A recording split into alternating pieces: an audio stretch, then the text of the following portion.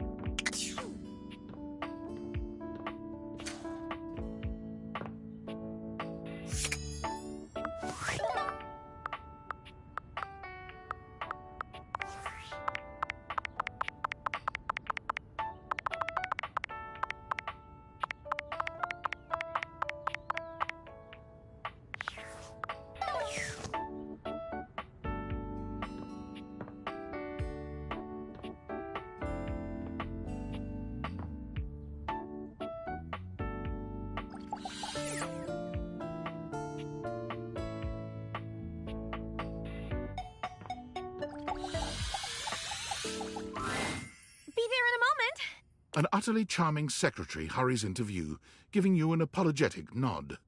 Hello there. What can I do for you?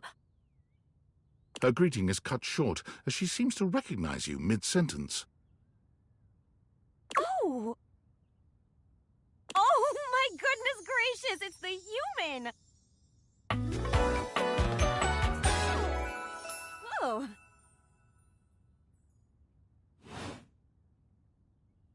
Well, I wasn't expecting you today. Oh, golly, I must look an absolute mess. You must be here for Mayor Celia. Oh, you don't know.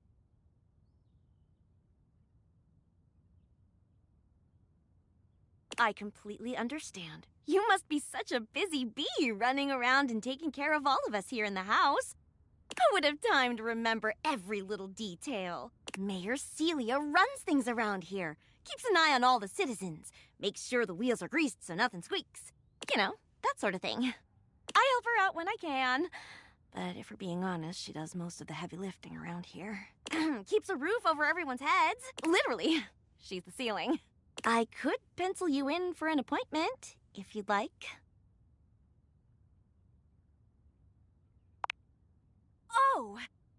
Oh, of course. I'm so sorry. What am I thinking? You are the human, after all. It is your house. Why should you have to wait? Here, right this way. I'll take you up to her office. She still has a few appointments lined up, but knowing her, she'll be done in a jiff. There she is, the mayor herself.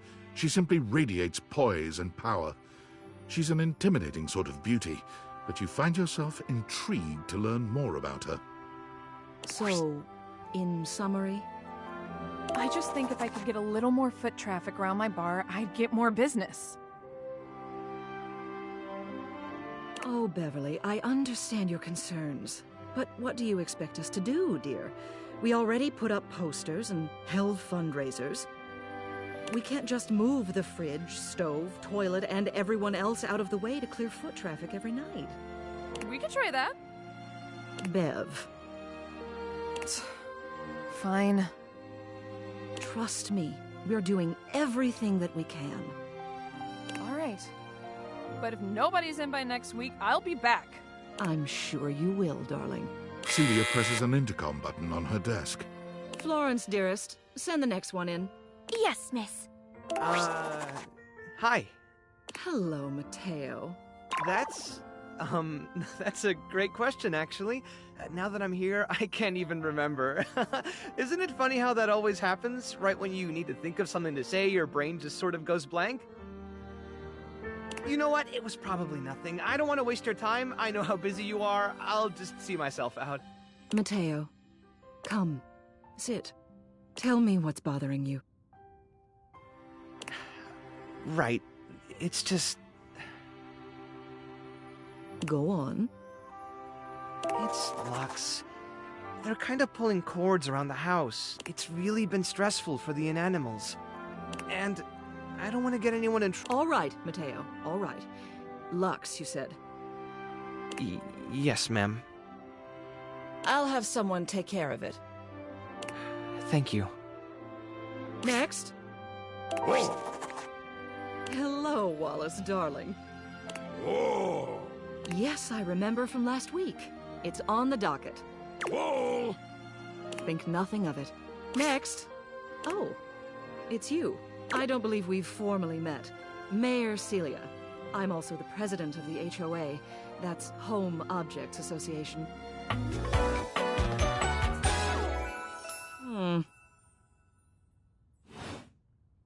Here's my card, but really all you ever need to do if you need me is to simply look up.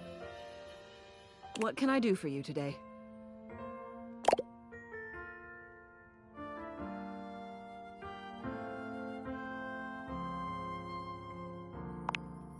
Well then, hello. Meeting successful. Never a bad idea to make sure everybody knows your face. We're important here. Some sit back and wait for others to plan things. Others simply do them. You and I, we're doers. I've seen you zipping back and forth around the house, running here and there. You seem like a reliable sort. I wonder if I might ask you a favor. It's about my assistant, Florence. She is an absolute dear. Although sometimes I fear it gets her into trouble. She's such a kind thing, but that means she lets people walk all over her. Sometimes I worry the wrong sort might be taking advantage of her. I've noticed that whenever we go to lunch together, she never seems to buy herself anything. What's more, she's been pinching every penny you've dropped on her like a miser. I suspect she might be having financial issues. The office pays her well, of course. She's an invaluable assistant. I think it's possible someone might be fleecing her. I'd like to formally ask for your help. I may be her boss, but Florence would never give me a straight answer if she thought it might upset me. However, she's quite friendly with strangers. And technically speaking, as the owner of the house, you outrank me. Maybe you could get something out of her. What do you say? Would you do me a favor and look into this matter? Quietly?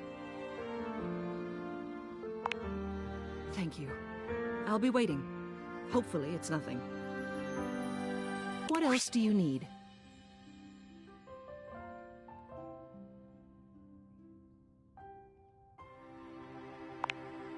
She's the most dedicated secretary I've ever worked with.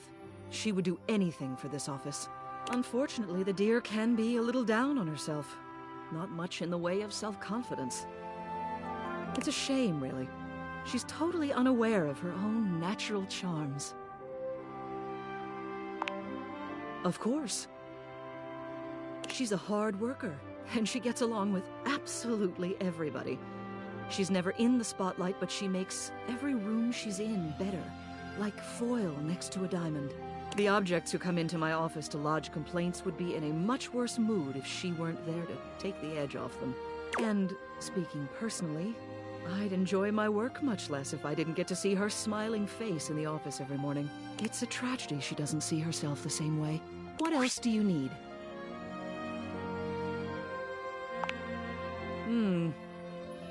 Hello again. I trust your meeting with the mayor went well? Wonderful! Anything else I can help you with while you're here? What? You want to know about me?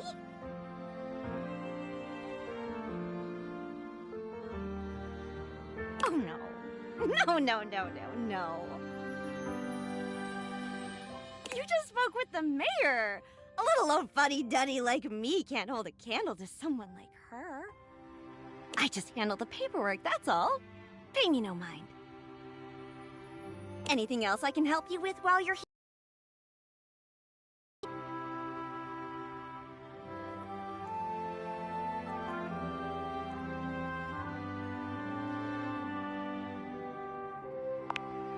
Oh, bye-bye.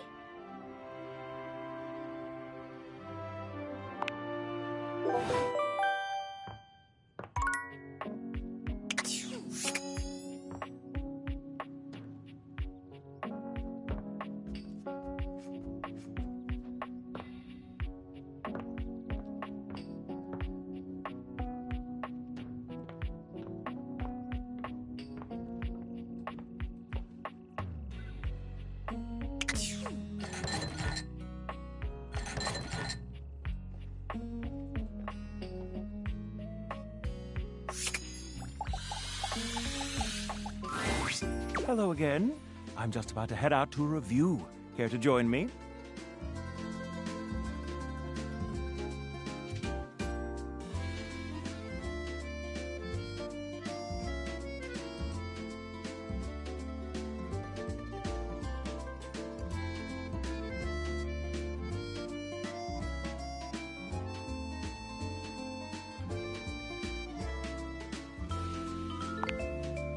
Pity that. See you later.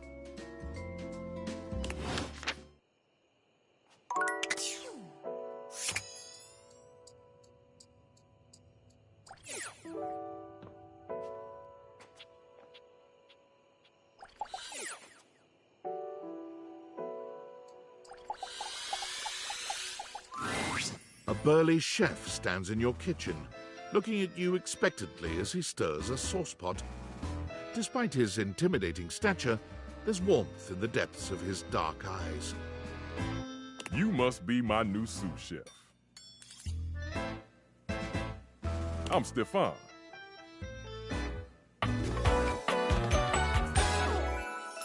Hey! Are you ready for prep?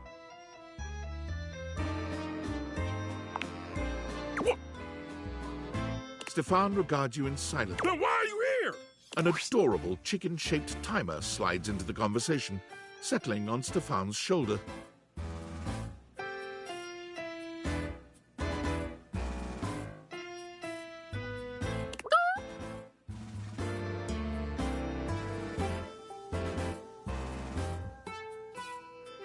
You're right, Mr. Cluckles.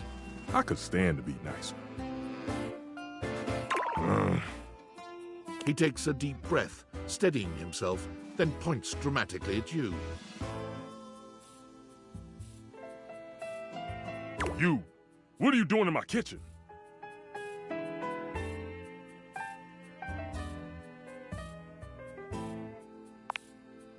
This is my kitchen! You must have me confused for someone who thinks this kind of thing is funny. I'm busy. I've got a whole lot of folks to feed, and unless you are here to help, I need you to step out of it. Wait. Do you smell that? Yet you possess a nose, do you not? I make do with my hood.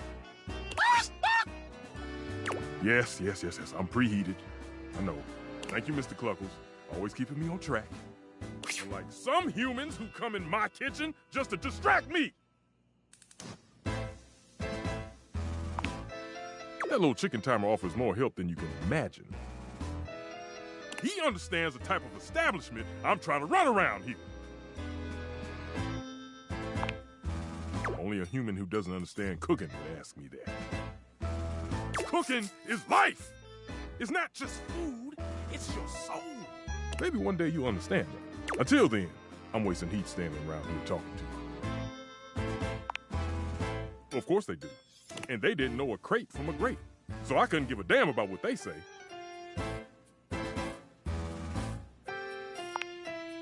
Go on, shoot. Okay, Mr. Cluckles, all prep should be done in 7.5 minutes. Start the timer. And go!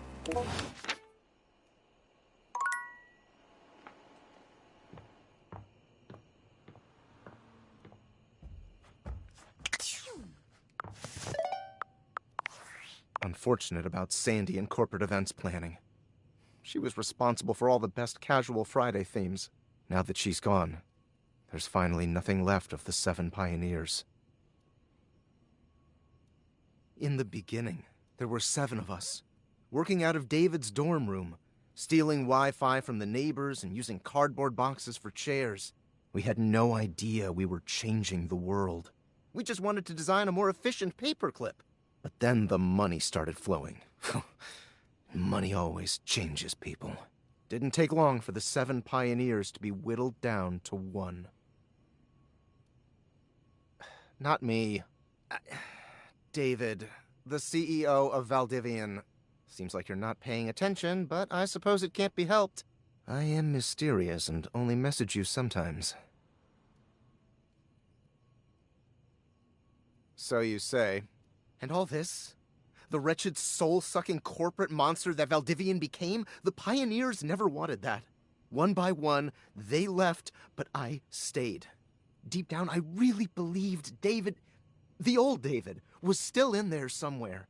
But when he wanted to use the Dateviators for military applications, I knew more drastic action was necessary. Quickly. I'm sorry, but there's no time. I'm using the display phone at a wireless store, and they closed 30 minutes ago. The sales associate is giving me the stink eye.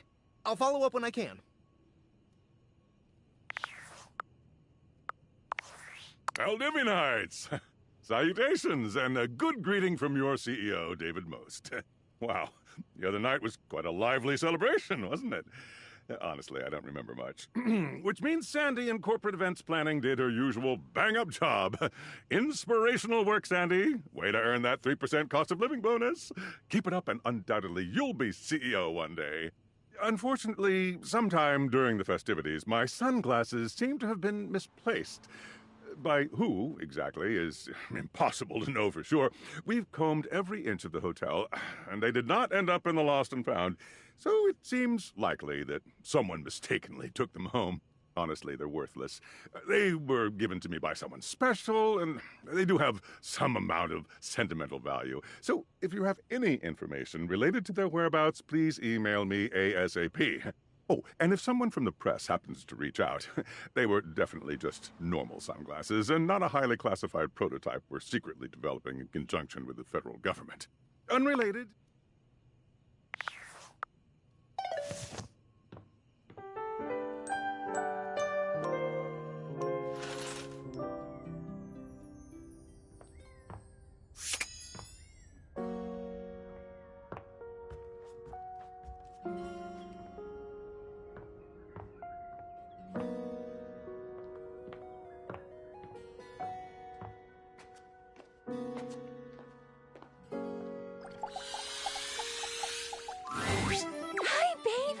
It's been so long since I saw you. You haven't been seeing anyone else, have you?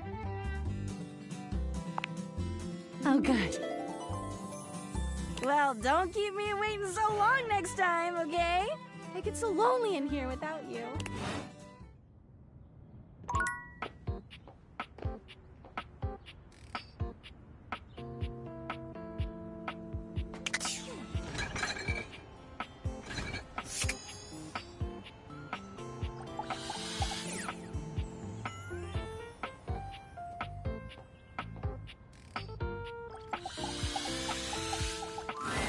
A bartender drums her fingers on the countertop, clearly bored out of her mind. Her long red-orange hair is pulled back into a ponytail that flows down her back, like the drinks she pours so expertly. She makes herself a drink, taking a small sip of it and setting it down. Your entrance... Someone's here! Welcome to my humble bar, the Tipsy Tumbler. I'm Beverly, but you can call me Bev. Or Beverly. Or Madam Proprietress. That would be so cool.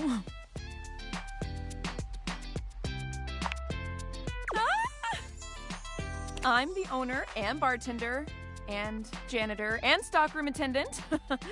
Nice to meet you. Hiya.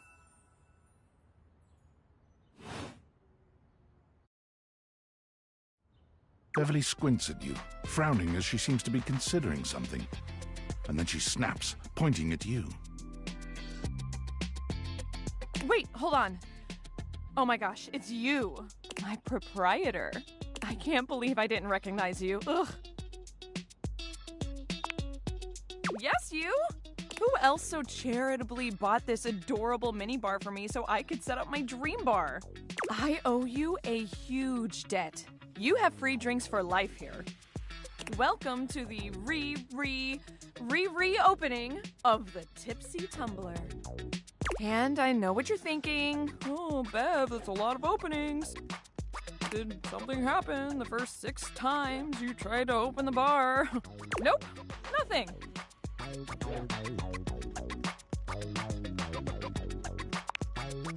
First, oh, thank you.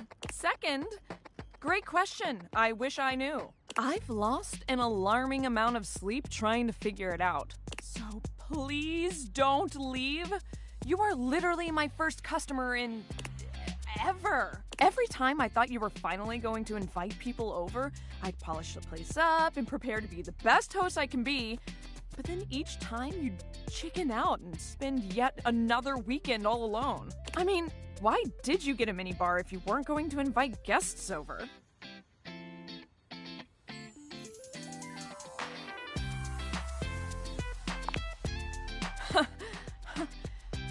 but that's... Okay. It's all water under the bridge. You'll have to talk to River if you want that. Anyway, that's enough babbling for me. So take a seat and let me fix you something already. Please, let me fix you something. First and foremost, am I making you a cocktail or a mocktail? Mocktails are the non-alcoholic versions of a cocktail. Just as fun and delicious, but without the burn. Or the drunk part, obviously. Excellent! So, what'll it be?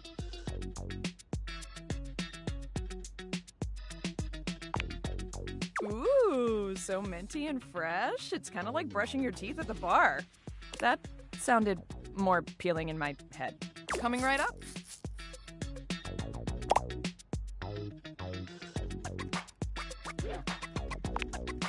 You lift your glass to your lips, taking an extended sip. How was it? Well, after 6 grand openings, I got a lot of practice in. Plus, with a name like mine, I should know my beverages pretty well. I really don't want to close this place down. I've put my bar and soul into it. So, will you be my first returning customer? Really? Oh my gosh. Yes. Yes, thank you. Tell your friends. Tell everyone. Please. And I'll be seeing you next time.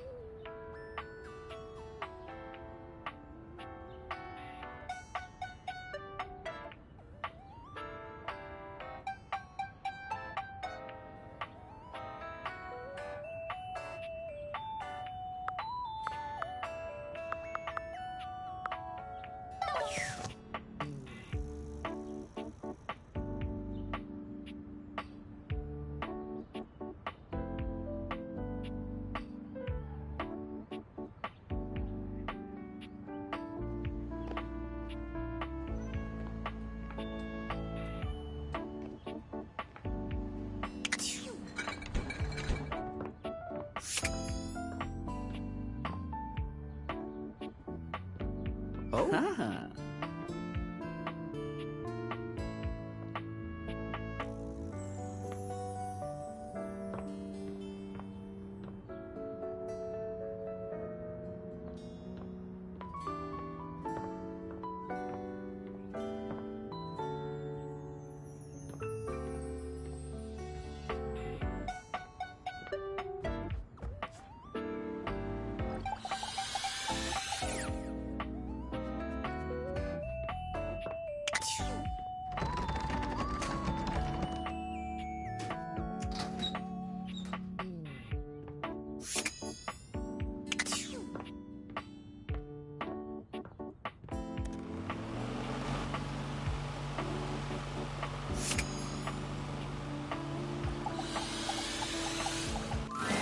A very, very yellow punk dressed in studded leather glares at you.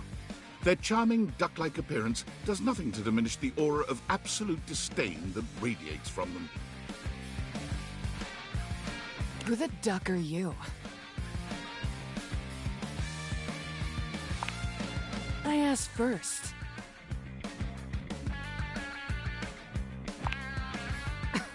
The bathroom?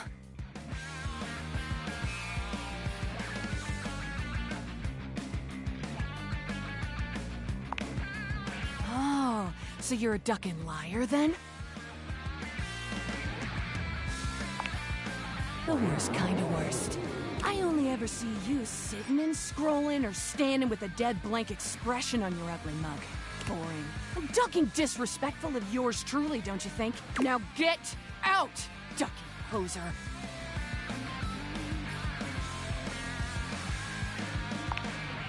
Solid. Let me help you. Go in the hallway.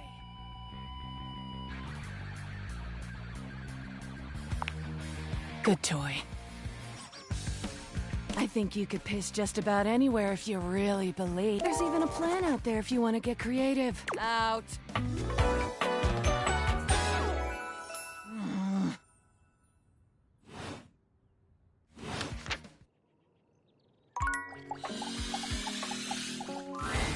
Most everything in your home is pretty standard.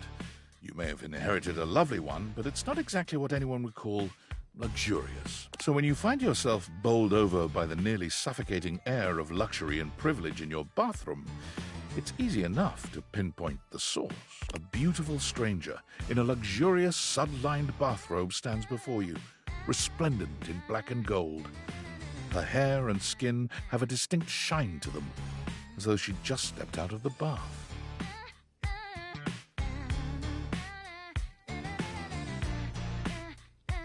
She strides forward, grabbing you by the arm. Oh my god, it's about time you showed up. I ordered hours ago, and the pizza's free if you're late. Wait a minute. Where's my pizza?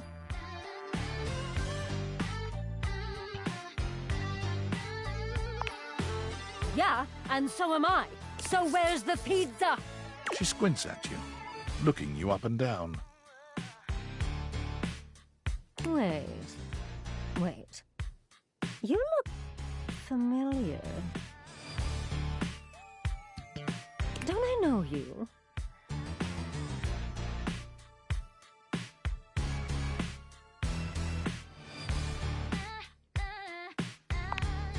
Oh!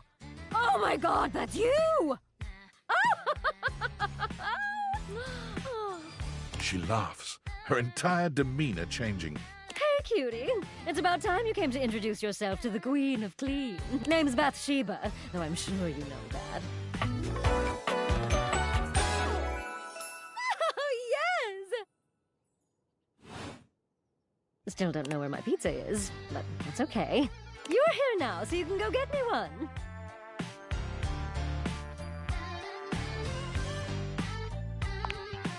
Well, yeah, I am a princess.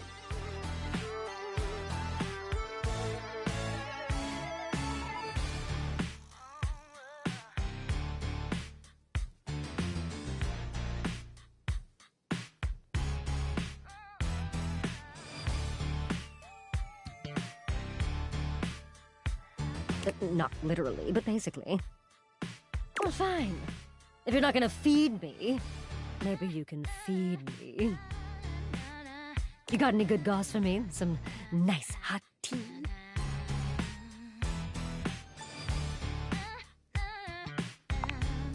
Well, sure. I mean, I have tons of friends. Ms. Popular here, that's me. But you're here now, and they're all so far away. My very, very real friends, of which there are many.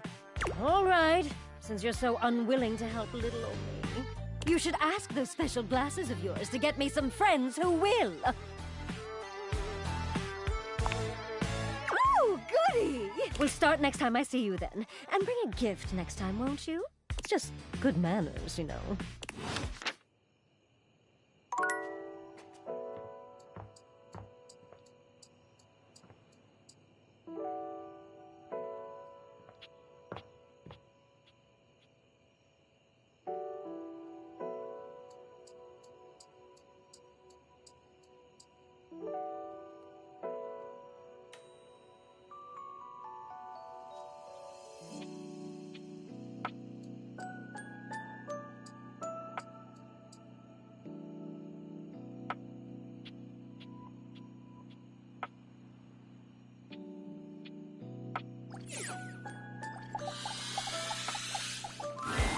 An angular beauty sits in contemplative silence, her head resting on one hand. She doesn't greet you even when you stand directly in front of her.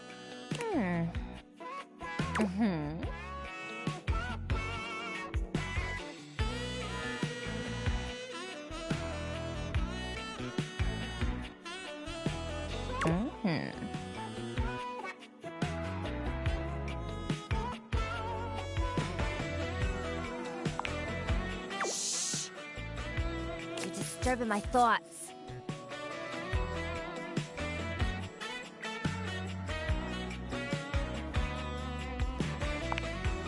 God, you really can't just let me have a minute? Ugh. Well, that's it. My fantasy bubbles officially burst. Name's Tina. Tina Triangle.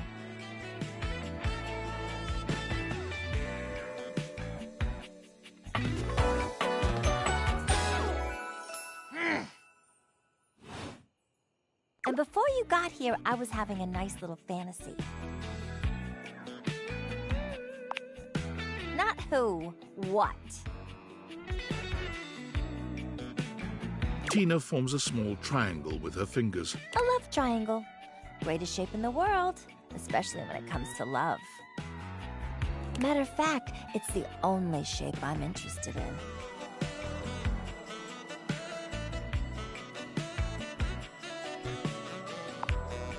Just look at me. Angles in all the right places. Who could resist?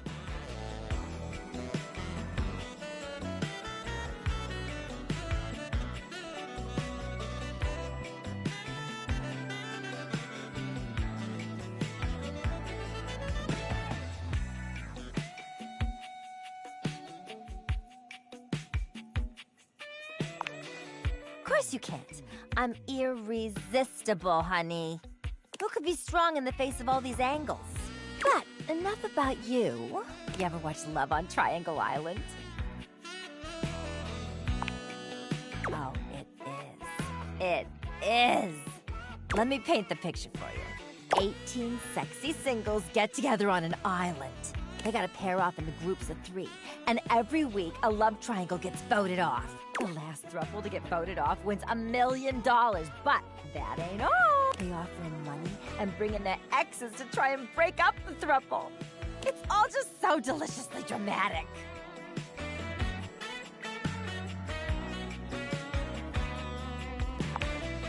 Oh my God, yeah. Can't you just imagine me in a bikini? 2 nearly naked people fighting over me on a beach? Sand in places it shouldn't be. The sun setting just so. Too good to be true, ain't it? Maybe you're right. I don't know. Whatever. I've officially spent way too much time on this conversation. Let me get back to my fantasy. It was just getting good. Get out of here! Scram! But, see you around or whatever.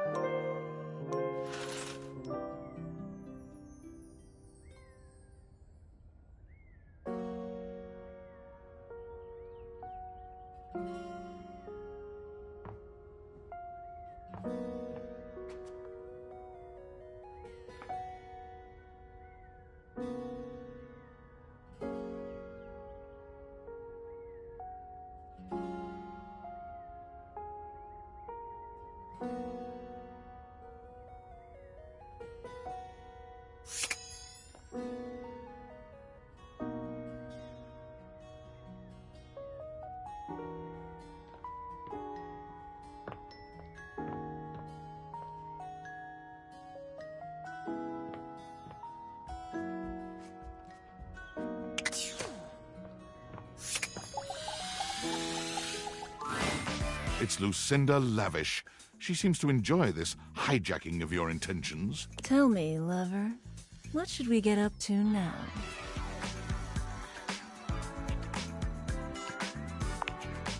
You bet your sweet bottom, baby. Because my secret is, I'm not actually Lucinda Lavish. I'm Lucinda Lascivious.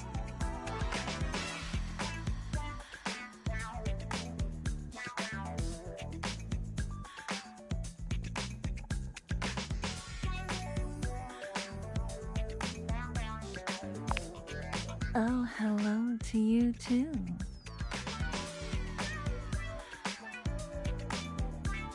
I've got, let's say, a special circumstance.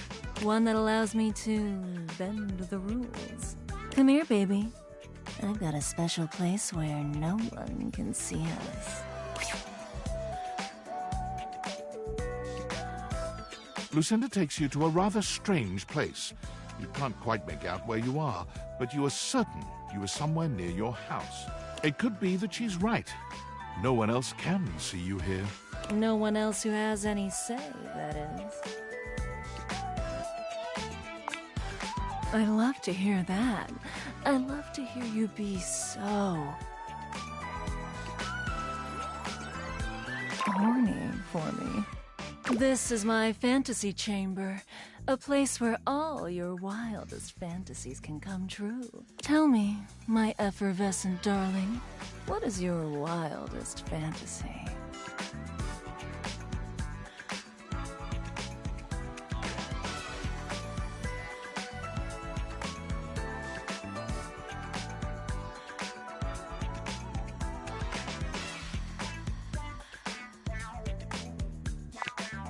Oh, how poetic. I can't wait to do all those fantastic verbs with you. It's here and only here where we can do these things. My time here is limited, so I'll have to see you around when you least expect it. But next time, I think you know exactly what you want to pick.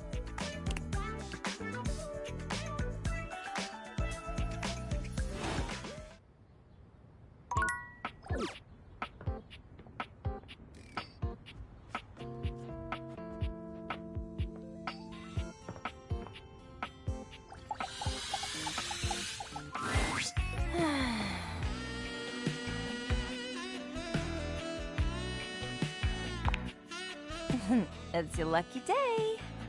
Someone else already interrupted me, so now I'm bored and free. Well, since you're here now, you entertain me.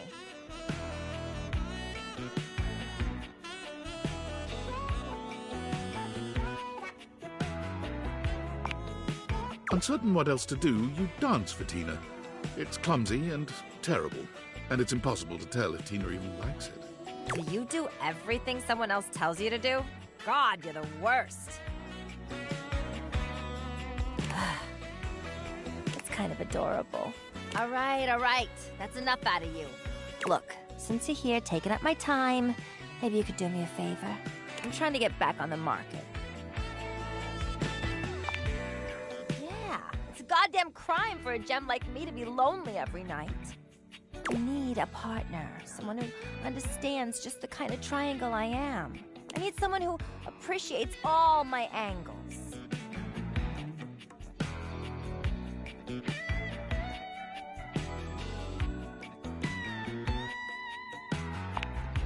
What? What do you mean you're more into curves? Look at the sharpness of my angles, the strength of my overall shape. Don't I look like I could hold up a goddamn building?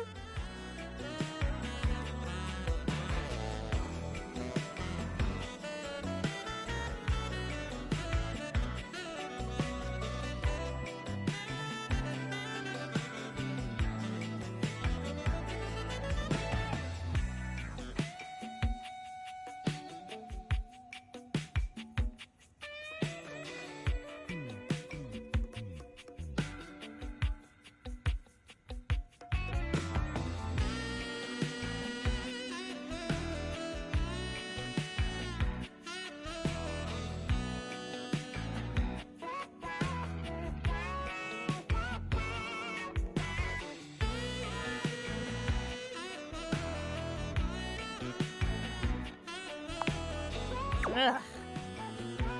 Kiss me. Wait, don't. We can't.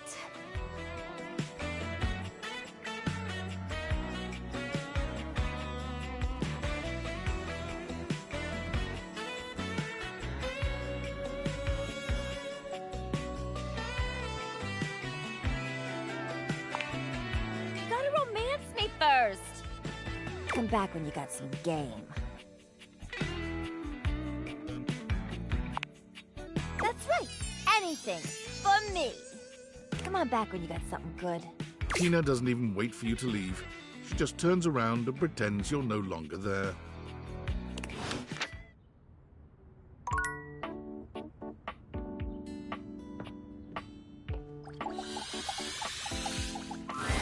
Bathsheba is deep into a novel of some sort when you see her. It must be salacious because she's gasping and fanning herself. Enough of the will they, won't they? Get you some fangirl! Oh, just kiss her! Come on!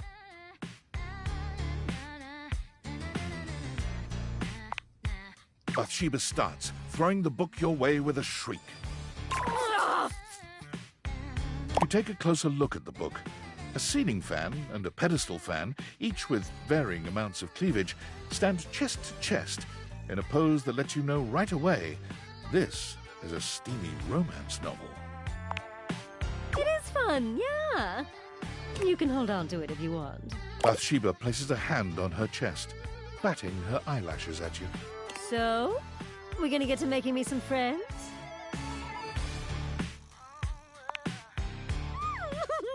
Yay! Okay, I'm not into walking, so let's just stick around here, huh? She looks around the room, her gaze settling on the toilet.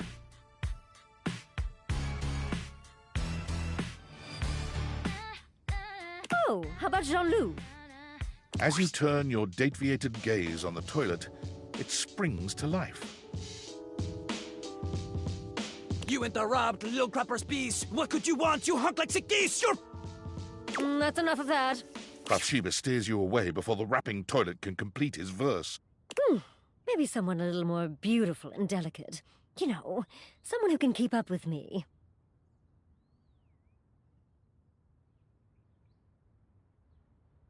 Bathsheba looks around the room, her gaze finally settling on someone standing by the counter. Oh, Barry!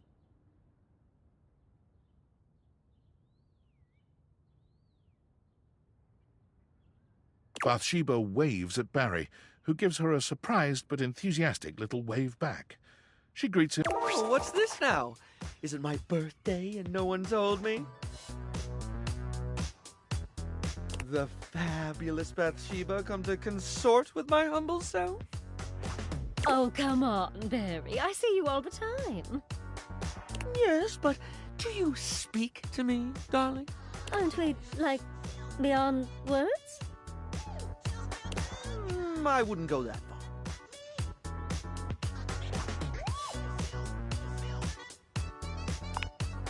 It's about time someone said so. I don't need a thing from her, you understand. But a little courtesy goes a long way. Listen, Barry, honey. There's no reason you and I shouldn't be close. I mean, we're both beautiful, and we love things that make you beautiful. Instant besties, right?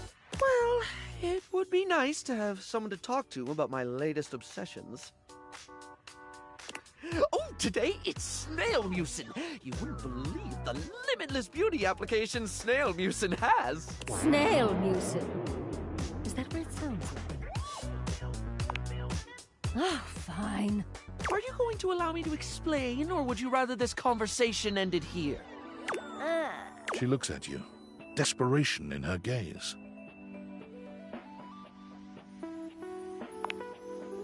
Thank you. As I was saying, Snail Mucin is a truly wondrous product. It's truly miraculous when it comes to dry skin. Here, why don't you try just this little bit? The snail mucin essence will make you a true believer. He holds a small jar out to you, dipping a small applicator into it and lifting it up, letting the product slowly drip back down into the jar.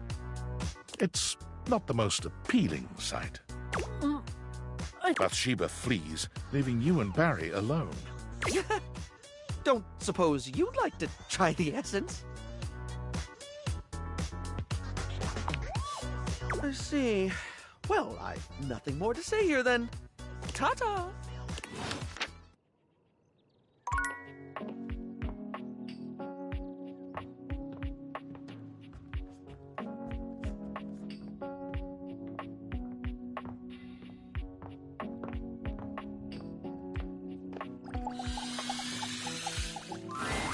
You're back! You actually came back!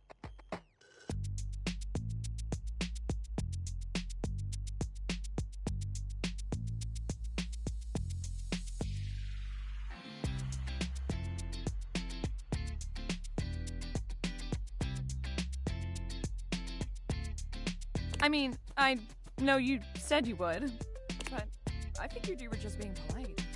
Oh, I'm so happy! Well, let me be a good hostess and fix you a drink. What would you like? Excellent! So, what'll it be? Ooh, those are just delicious. So many different floral and spirit-forward flavors. Coming right up.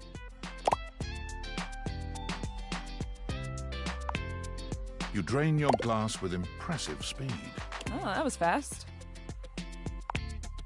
Anytime!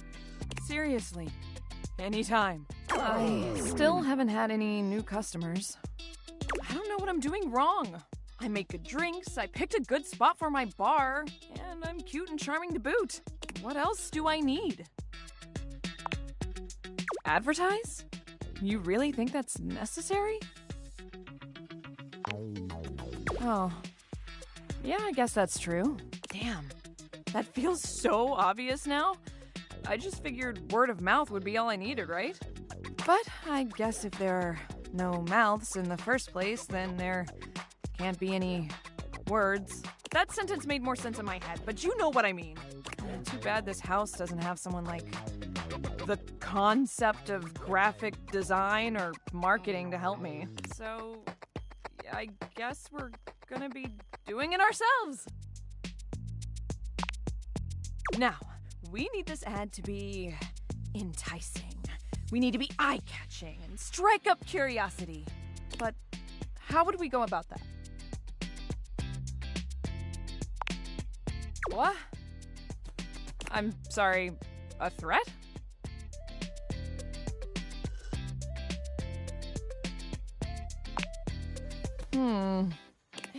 It would grab people's attention, plus their curiosity, and thus stay in their memory. And, as a fun bonus, it instills just the right amount of fear.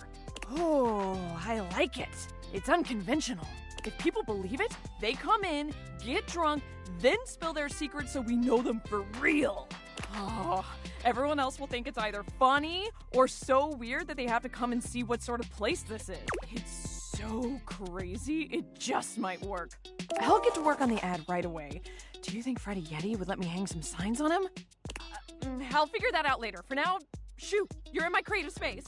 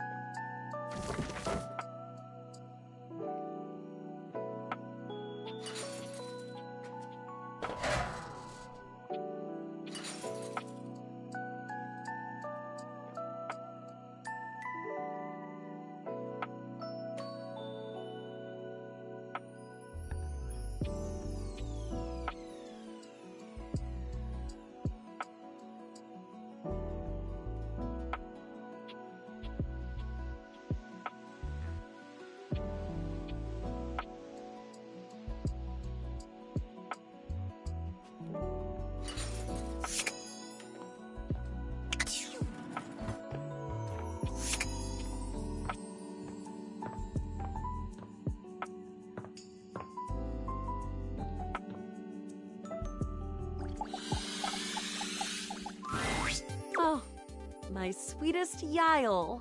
I bet it makes you happy to hear me say that. I haven't forgotten you.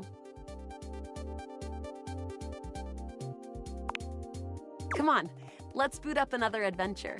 You spend your time interacting with Connie in the most romantic of ways, and your progress has been saved.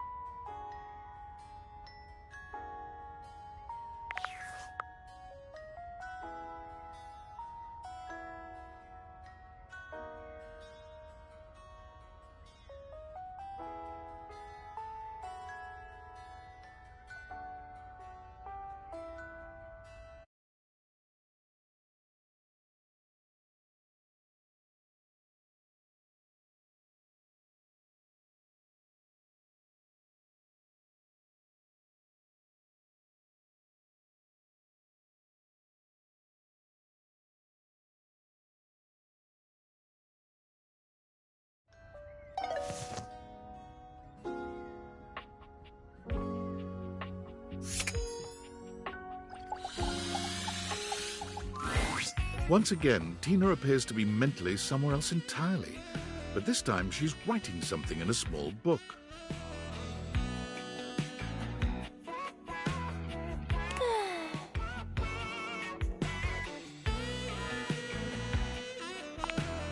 Oh God, you scared the angles right off of me. I'm journaling. What's it look like?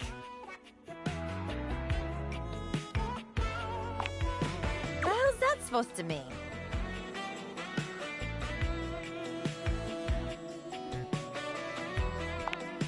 It ain't a diary, it's a journal. This right here is all my innermost thoughts. You want the secrets to a sexy and exciting life? This is it, baby.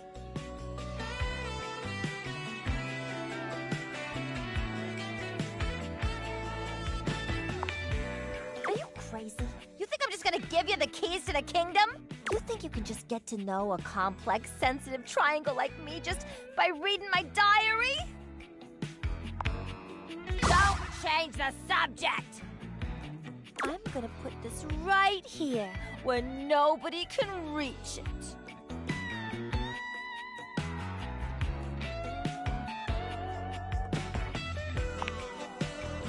Exactly. I'm gonna leave you now. Don't try nothing funny. I got my eye on you.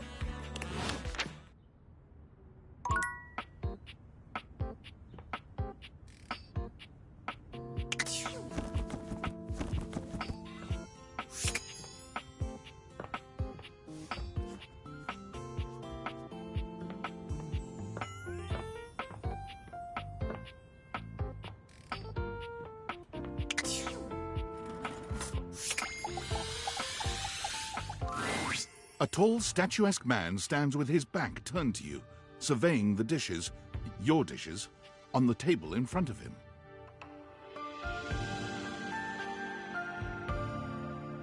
He's so absorbed in them that he doesn't seem to notice you. The man doesn't move. As you walk around to get a better look, you can see that he's quite handsome, and still entirely uninterested in speaking to you. The man's head swivels to look at you quite suddenly. Yes? Keep away from the dishes. They are priceless.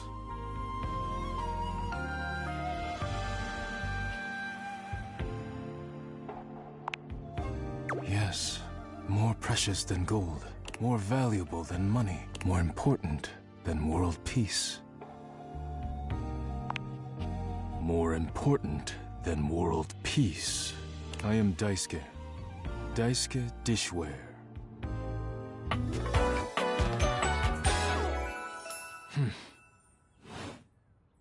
And you are interrupting inventory.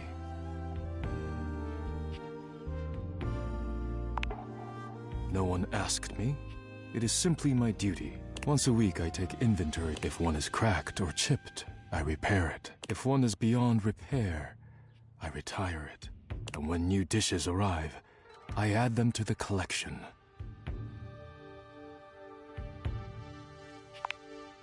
It is a job, yes. The most important one in the house.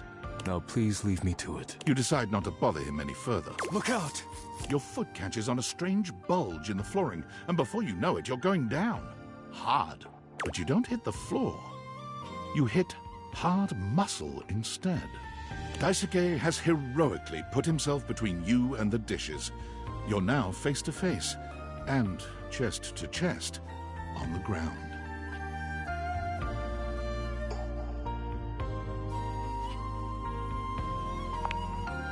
Forget about me. Are the dishes all right?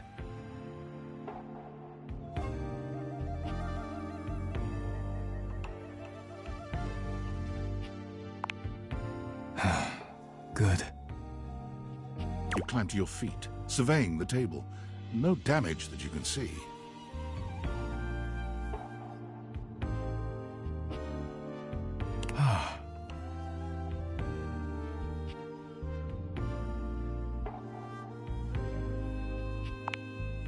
Thankfully, no. But it seems I have chipped. I must repair myself, lest my injuries become worse. Please leave now, before you do any more damage.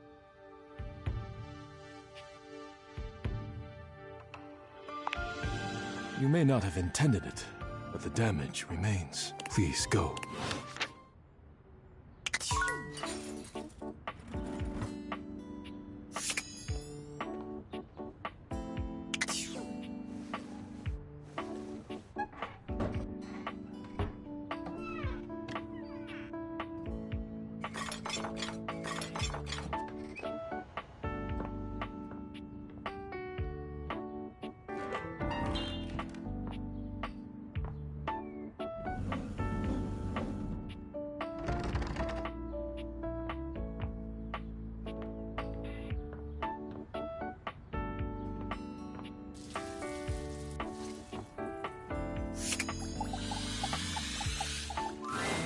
A cool breeze tickles at your neck.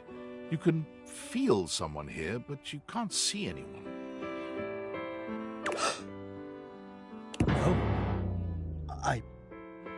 Why are you here? What are you doing?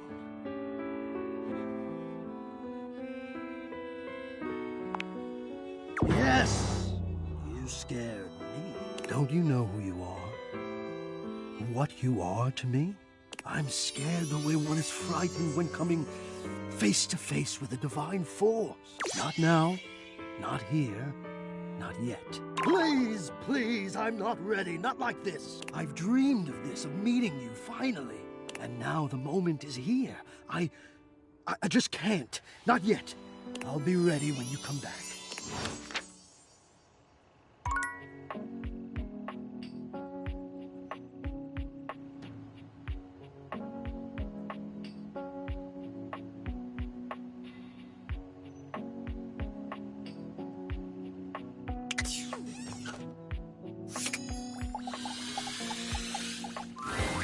You see a medic with bright eyes, a kind smile, and a sort of maternal air about her.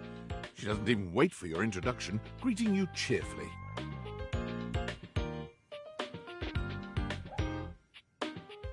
Oh, my. Hello there. A fresh face. Here to see the doctor, are ya? Well, look no further.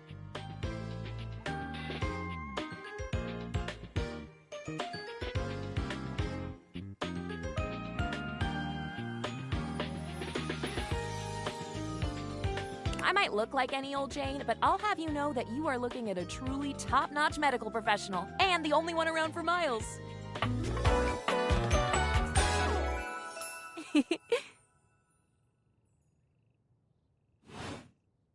Whether you've got a tummy ache or a life-threatening ulcer, I'm your gal.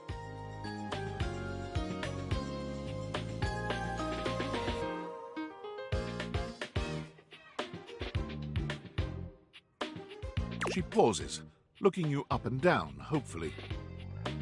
Do you have a life-threatening ulcer?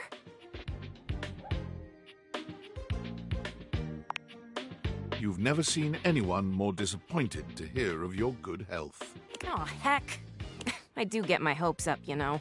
One of these days, someone is gonna bust through that door bleeding from orifices natural and contrived, and boy, oh boy, what a red-letter afternoon that'll be.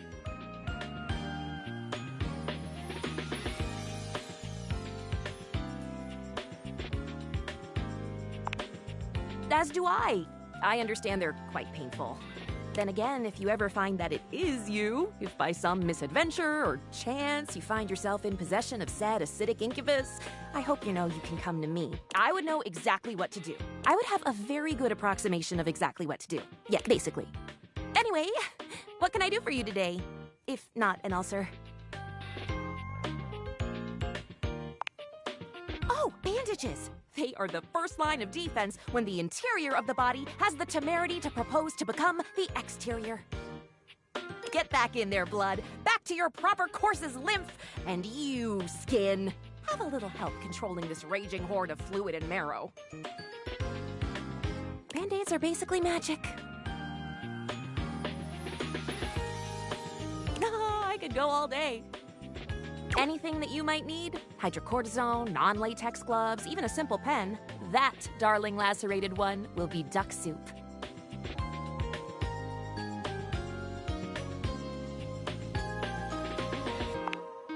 Zounds, something is drawing my eye. My metasenses are tingling. Better let me take a look at that wound of yours. You sneaky little sufferer. Thought you could slide one by me under cover of a metacarpals, eh?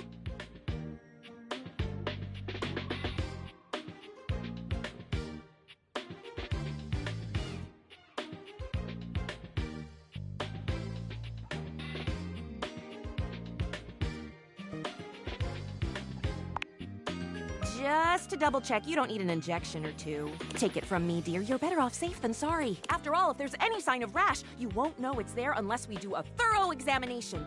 And even then, well, I'm afraid there's always a chance for scarlet fever.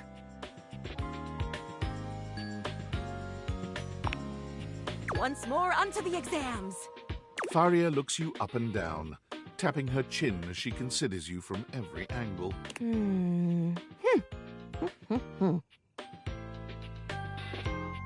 Exactly what I thought.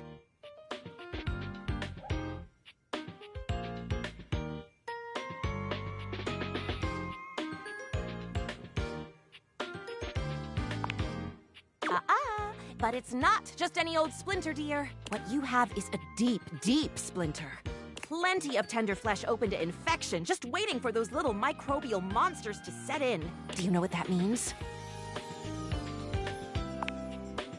Yes, I did. I did give you the answer on that one, didn't I? Oopsie daisy. But can you think of a circumstance under which an infection would be a good thing?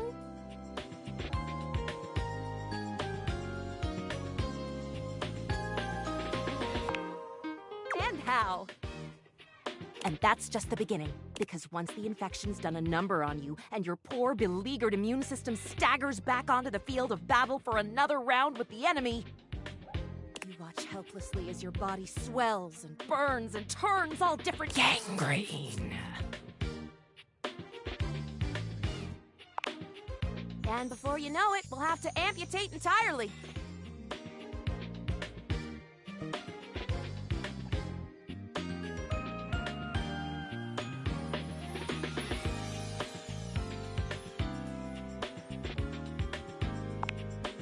I know.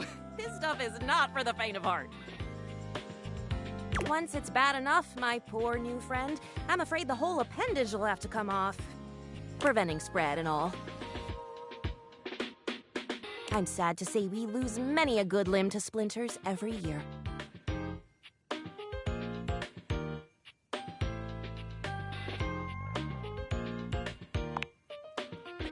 Statistics is not really my field, I have to say.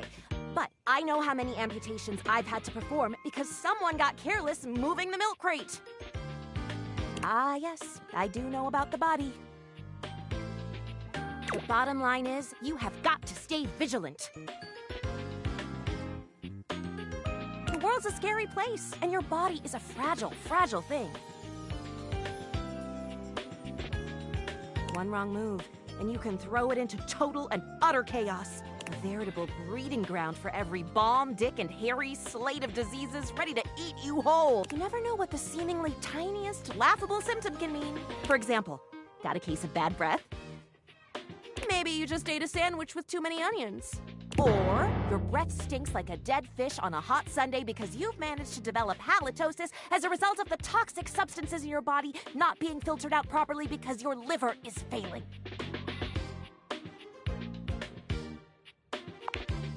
You can never be too careful. And when something does go wrong, well, it's my job to make sure you're all fixed up. And I'll have you know, I take my job very, very seriously.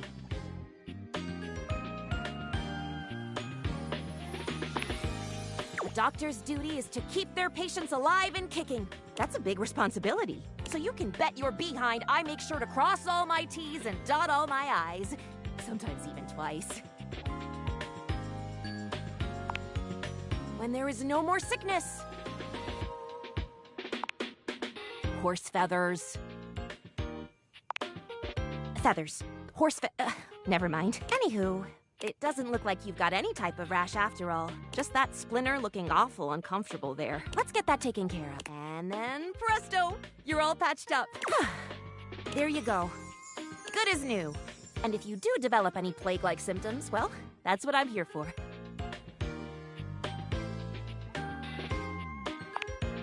You'd better. I'll keep the tissues ready. Medical professional Tharia's always just a sniff, sneeze, and groan of discomfort away.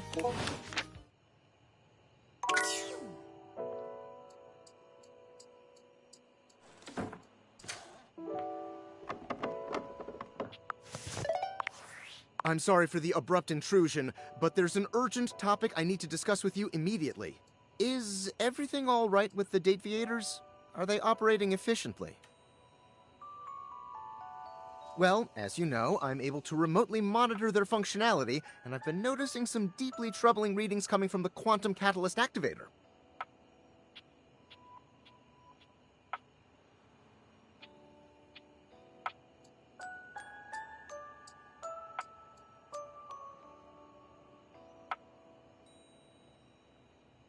Quantum Catalyst Activator.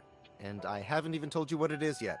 That's very sci-fi, but essentially, the Quantum Catalyst Activator is the internal hardware that allows you to directly acknowledge a thing's existence. And recently, it started to emit metacognition readings unlike any I've ever seen before. I'll keep an eye on things over here, but please inform me if anything unusual happens. Oh, and if they get too hot, throw them in the freezer immediately. Your life depends on it.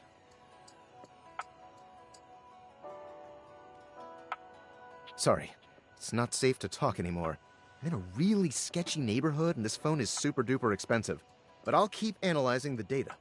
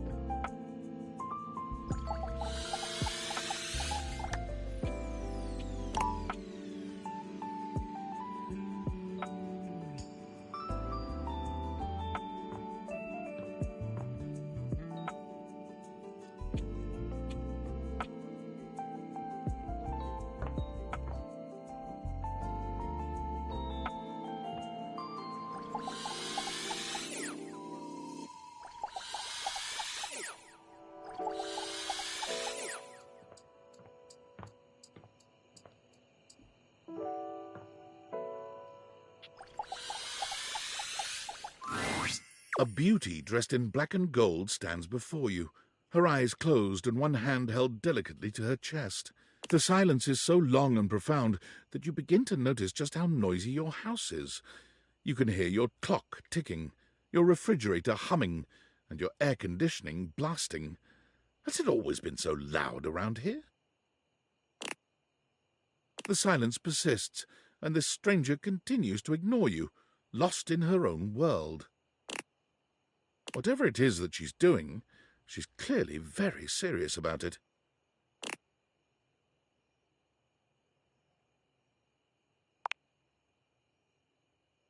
She continues to stand in stark silence, unmoving for what feels like an eternity.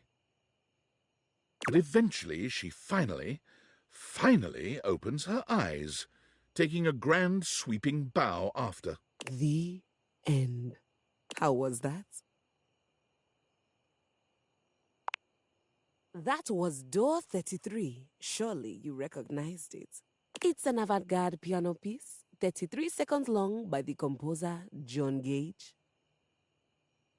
Honestly, the man was a genius. I mean, the idea that music can exist without the presence of a single note. Breathtaking. You know, the very first time I played it was when I was in residence with the Dulce Mio. You two have met, I'm assuming?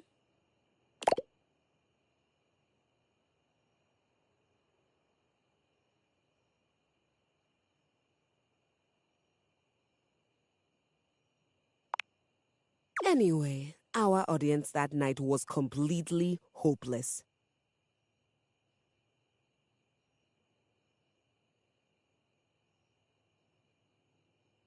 They all kept waiting for the music to start, as if they couldn't already hear it. A rustling program, a muffled cough. It was all being performed in real time, but they kept staring at Dulce and I like we were the Philistines. Still, it was one of my finest performances to date. It also didn't hurt that Dulce had requested to work with me specifically. I can't tell you just how often that seems to happen. The talent always just seems to flock to me. Speaking of, what is that bizarre little refrain you've been playing over and over as you pass by my keyboard? It almost seems like music. Very atonal.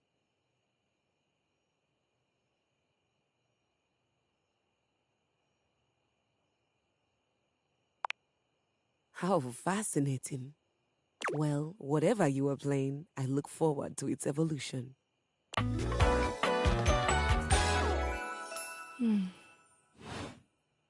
So long, Maestro.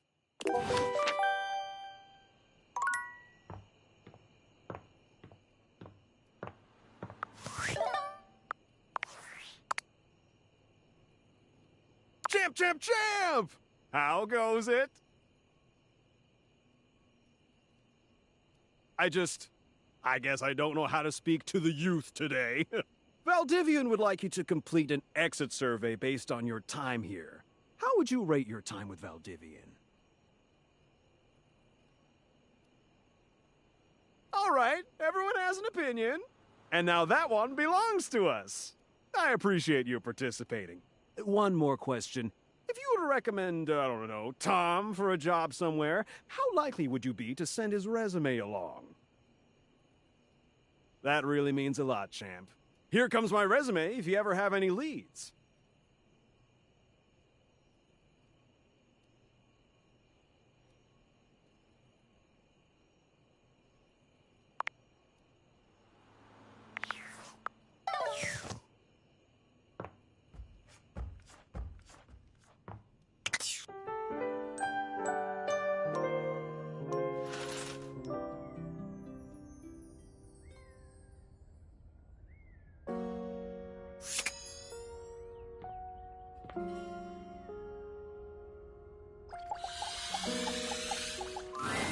Silence greets you.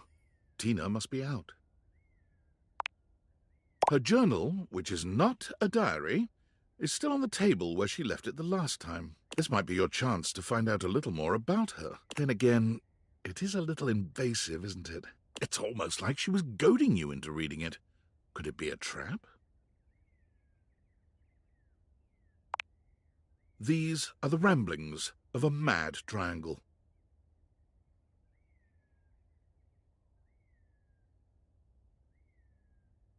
Sorry, a complex, sensitive, sensual triangle. You see page after page of meditation on the benefits of threesomes, recaps on the latest episodes of Love on Triangle Island, and Tina's innermost thoughts on what makes a triangle complete. You begin to read. Threesomes are triangles, and triangles are the strongest shape in nature. What's better than two people boning? 3. One of them starts boring you turn to the next one. Or they both worship you like the queen of the universe you are. At this point in my life, I'm done settling for less. This ride's a 2-seater, baby. If you ain't got a friend, I ain't into it. Do you keep reading? You begin to read. I'm always telling people all the time what a complex triangle I am, and nobody gets it! You know, a triangle's gotta have an opening at one end to resonate properly. We can't make beautiful music without being incomplete. So what if I got a little gap in me? It's just the way I was made, baby! I am a complex, complicated... You can't hold on to a triangle directly. You gotta hold them at a distance so they can make their beautiful noise. I'm a free spirit that can't be tied down. Unless two extremely hot people want to make me the center of their universe. In which case, hello! I'm right here, dummy! What are you waiting for? Do you keep reading? The diary continues on like this for some time. As you page through the rest of it, your name catches your eye. You begin to read. There's someone new in my life. They keep coming around to talk to me. They're almost perfect. They really kind of get me. It ain't easy loving me right where I am, but they're kind of doing it anyway. But when all you got is one lover, it's so easy to see how annoying they are. If I just had one more person to keep things spicy, I know things would be so perfect between us. But how do I tell them? The entry ends there. Having read as much as you can stand, you decide that's probably enough. You return the journal to its place on the table, walking away before you get into any real trouble.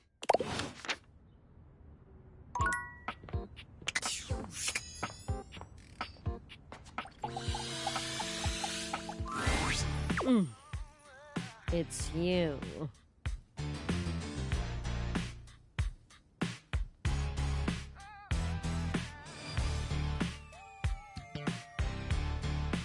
So, in the spirit of you teaching me to make friends, let me give you some friendly advice of my own.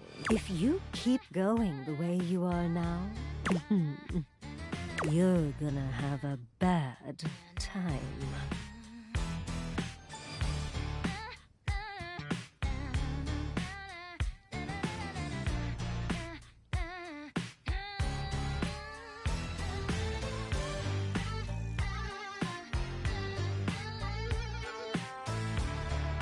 Bathsheba lets the words hang in the air between the two of you. The air is so thick with tension, it's choking. That stuff with Barry was not my speed. So let's make sure today we hang out with someone who rules, actually. Huh?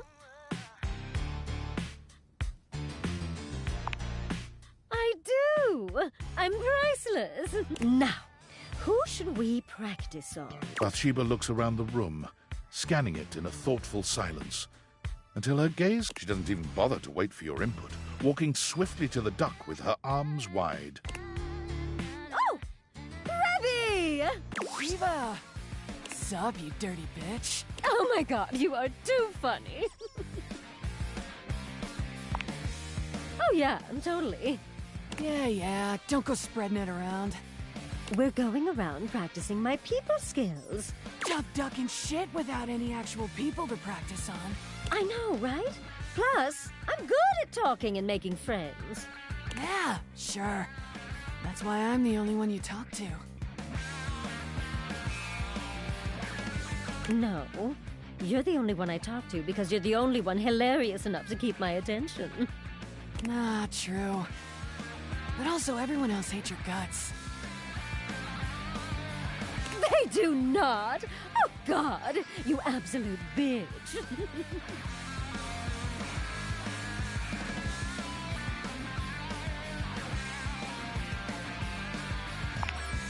Ain't nothing for you to understand, Normie. It's really simple. Rebby and I are champion shit-talkers. I asked them once for gossip, and they just went down the line, destroying everyone in this house. Including you, by the way. Rebel points a wing at you. Oh, I went in on you for a good 45 minutes. I didn't realize that was you back then. Oh, my God. So? You could be annoying before I meet you, Duckstain. It's rich, by the way, that you tell Sheba she's no good at social shit when your best friend and only Lay is your right ducking hand.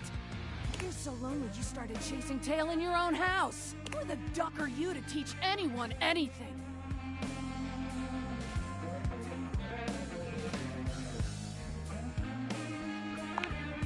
Get stuffed, you miserable fucking meatbag! Only one that gets to dunk on Sheba is me, you dickbag. She doesn't need advice from a cuck like you anyway. Oh, Rebby.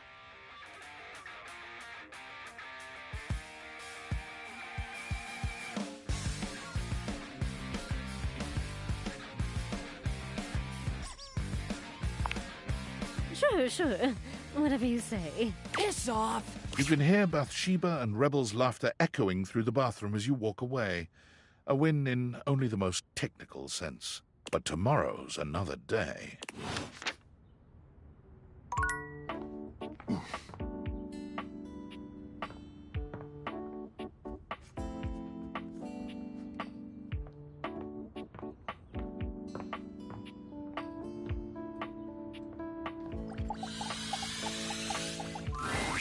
Welcome back.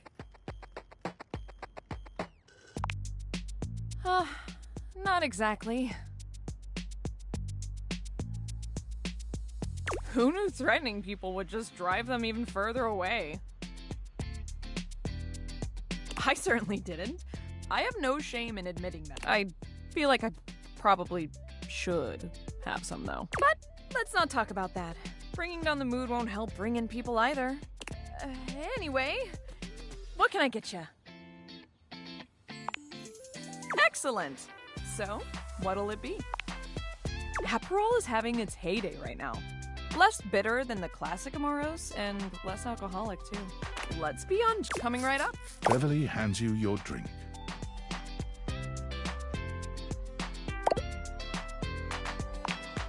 Beverly sighs, her shoulders slumping. Welp.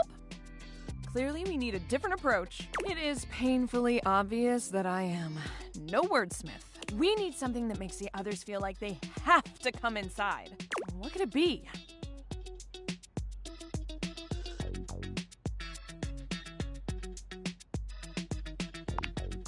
I'm the mascot. I'm the cute mascot, right? No. What could it be?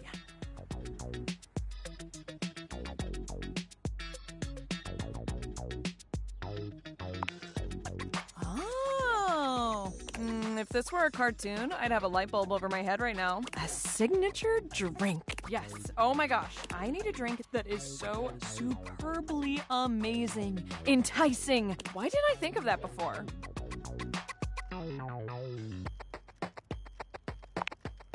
Oh, sure. Blame it on that. Will you help me make it? Or at least be my taste tester? Same here. All right. In mixology, a good cocktail needs 4 attributes. Strong. In theory, you can also just have the strong and bitter part and stir a nice martini, but I feel like shaking something up using juice. Hey, that's the spirit. First, let's pick the strong liquor. What do you think? Clear as day.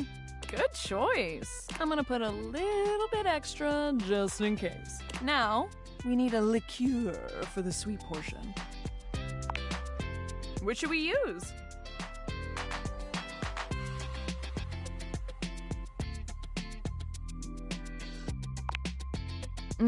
This can sometimes be called the ketchup of the mixology world. Not because it tastes like ketchup, but because it's so delicious and interesting.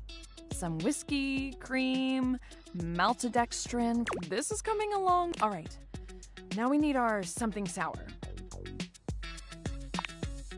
The only problem with lime juice is you gotta cut so many little limes to get enough juice out of them. But it's worth it. Almost done. Now we need bitters. Which one should we pick?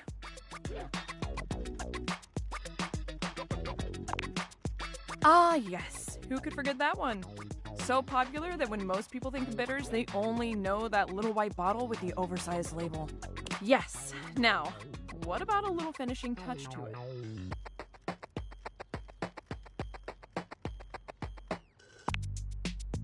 All right. Always impressive, provided the customer is looking at you while you do it.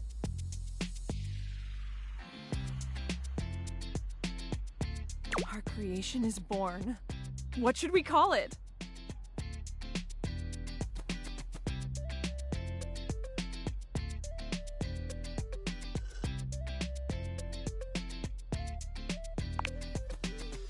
Lovely. I love it. It's got that dazzle we need. All right, let me mix this baby. Beverly sets to work shaking up your beverage, pouring it into a glass and pushing it across the counter towards you. Okay. Moment of truth. Drink it down and tell me what you think. Be honest. Well? Perhaps that wasn't the best idea. Your vision tunnels, and you feel yourself beginning to wobble. Whoa, hold. Are you okay?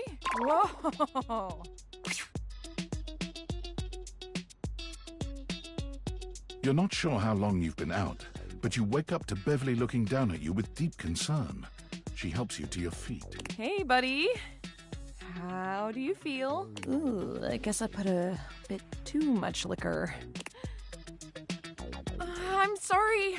I was just so nervous about you not liking it. Because, I mean, if this doesn't work, I might as well call it quits for real this time. I figured if it gets people so drunk they couldn't tell the difference between good and bad, it would work out. That was stupid. So, you think I'm stupid, huh? She laughs bitterly. I think I'm stupid. A big stupid failure. Beverly covers her face with her hands.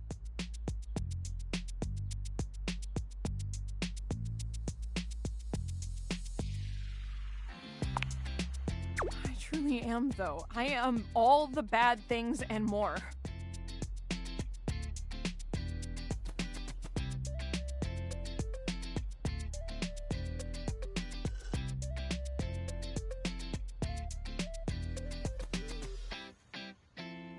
I try to be bubbly and fun like soda, but I just fall flat.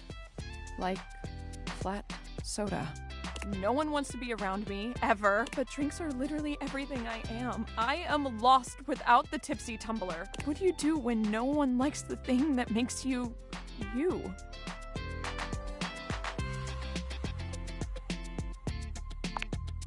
Beverly sniffles, rubbing at her eyes. You really think there's anyone out there that would like a watered-down floozy like me?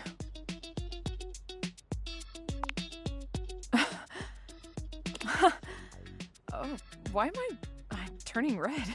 I'm not the one who drank that monstrosity. Okay, I'm gonna spend some more time tinkering with this specialty cocktail thing. It's not gonna mix itself, after all. In the meantime, do you think you could do some word-of-mouth advertising for me? I'm sorry to ask, but you're kind of the only mouth that can help me. Please. This really, really might be my last shot.